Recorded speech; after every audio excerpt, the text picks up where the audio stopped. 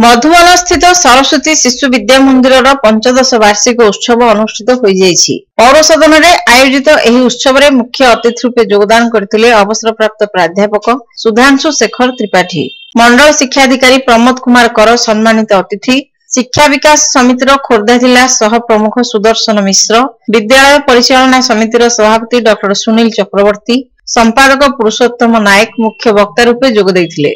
प्रधान आचार्य सुरेश मिश्र और सह प्रधान आचार्य विष्णु प्रसाद पाणी मंचासीन थिले।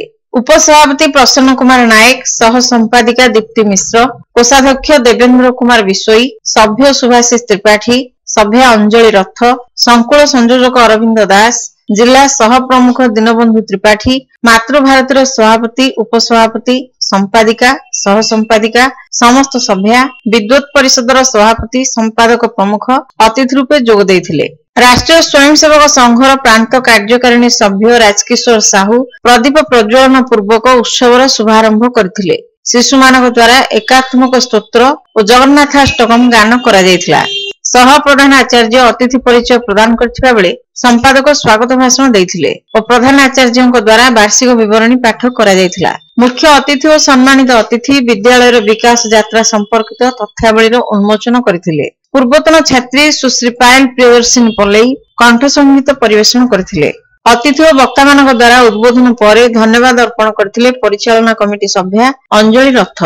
कृति छात्र छात्री मानकु एही अवसर रे पुरस्कार वितरण करा जायथिला।